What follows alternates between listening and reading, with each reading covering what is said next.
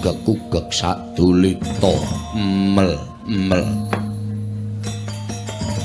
Batara Ismaya, Batara Iswara, Jurudiah Punta Prasanta dan Semar adalah nama tokoh utama dalam Punakawan di pewayangan Jawa. Tokoh ini dikisahkan sebagai pengasuh sekaligus penasihat para ksatria dalam pementasan Wiracarita Mahabharata dan Ramayana. Meski demikian, nama Semar tidak ditemukan dalam naskah asli kedua Wiracarita tersebut.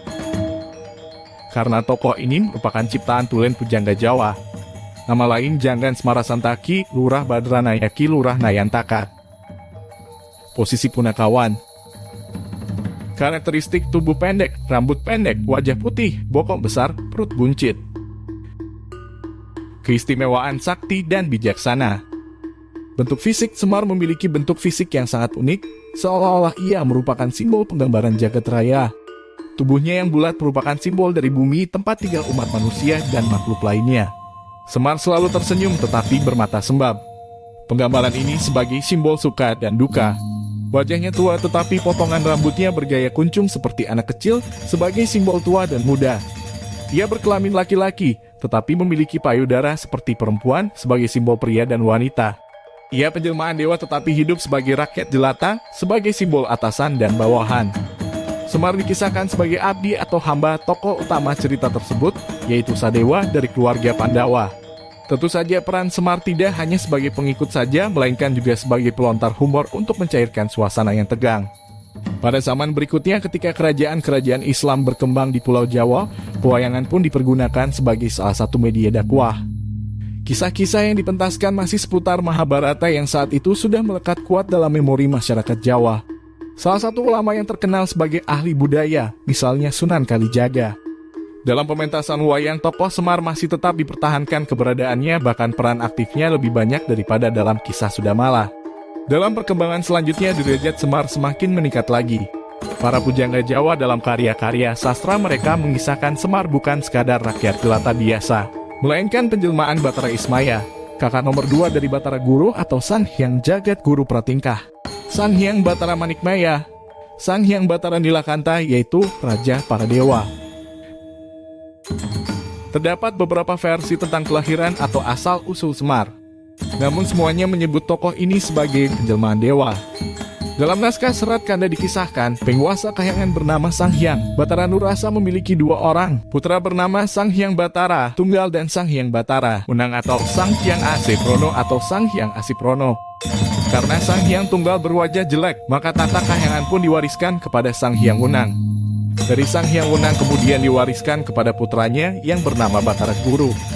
Sang Hyang Tunggal kemudian menjadi pengasuh para ksatria keturunan Batara Guru dengan nama Semar. Dalam naskah Palamayoga dikisahkan, Sang Hyang Tunggal adalah anak dari Sang Hyang Unang. Sang Hyang Tunggal kemudian menikah dengan Dewi Rakti atau Batari Rakti, seorang putri Raja Jin Kepiting bernama Sang Hyang Yuyut.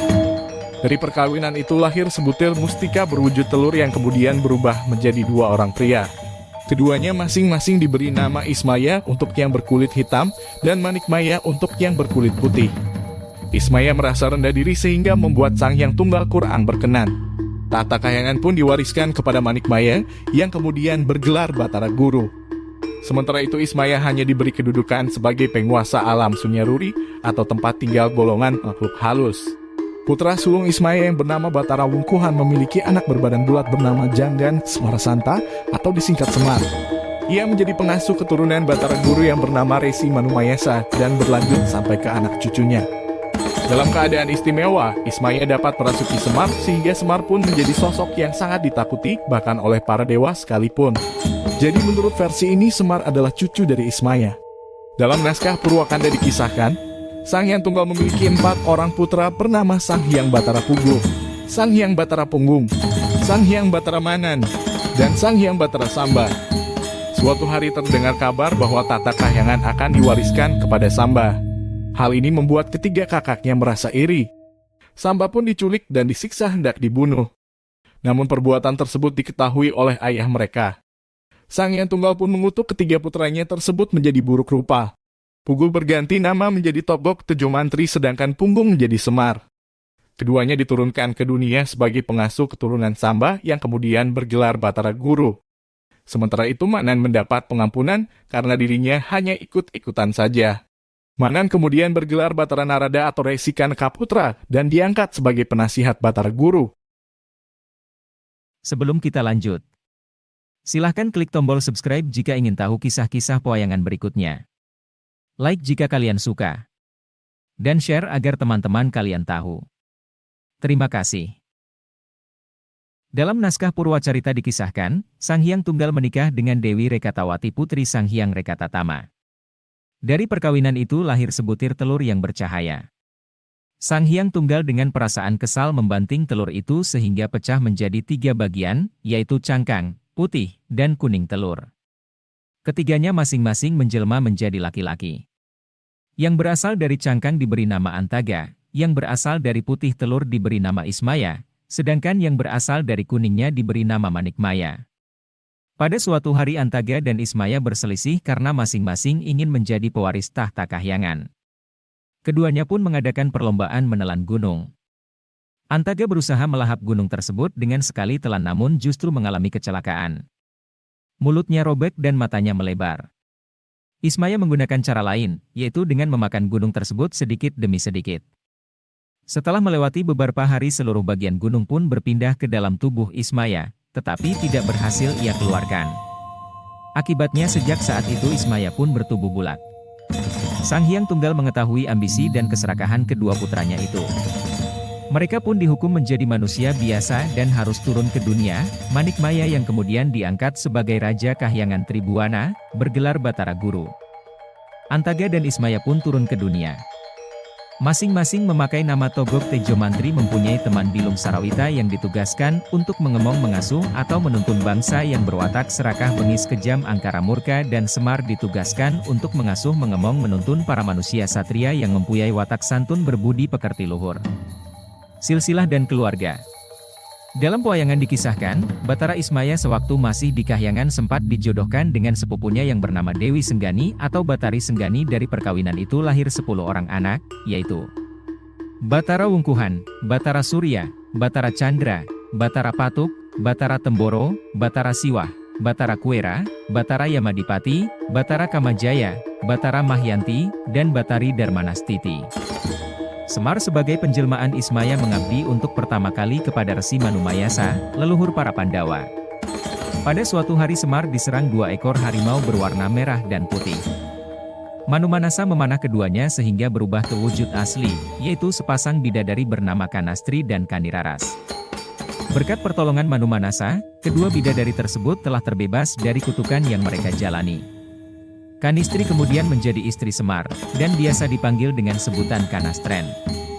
Sementara itu, Kaniraras menjadi istri Manumanasa, dan namanya diganti menjadi Retnawati, karena kakak perempuan Manumanasa juga bernama Kaniraras. Pasangan punakawan.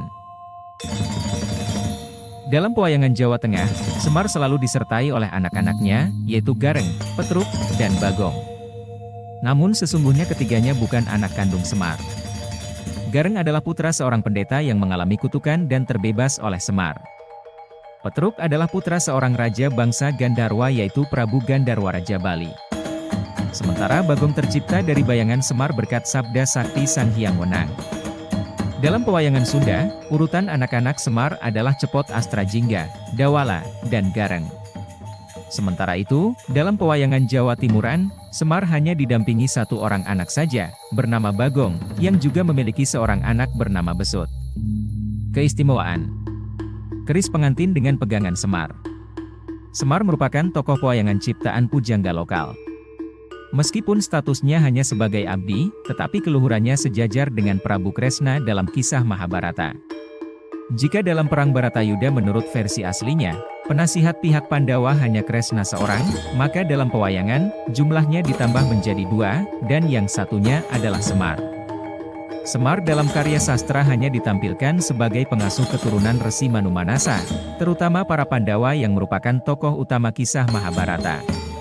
Namun dalam pementasan wayang yang bertemakan Ramayana, para dalang juga biasa menampilkan Semar sebagai pengasuh keluarga Sri Ramawijaya ataupun Sugriwa. Seolah-olah Semar selalu muncul dalam setiap pementasan wayang, tidak peduli apapun judul yang sedang dikisahkan. Dalam pewayangan, Semar bertindak sebagai pengasuh golongan kesatria, sedangkan Togog sebagai pengasuh kaum raksasa. Dapat dipastikan anak asuh Semar selalu dapat mengalahkan anak asuh Togog. Hal ini sesungguhnya merupakan simbol belaka. Semar merupakan gambaran perpaduan rakyat kecil sekaligus dewa kahyangan. Jadi, apabila para pemerintah yang disimbolkan sebagai kaum kesatria asuhan Semar mendengarkan suara rakyat kecil yang bagaikan suara Tuhan, maka negara yang dipimpinnya pasti menjadi negara yang unggul dan sentosa. Demikian kisah asal-usul Semar dari berbagai sumber dan versi. Nantikan kisah-kisah lain selanjutnya. Jangan lupa like, komen dan subscribe.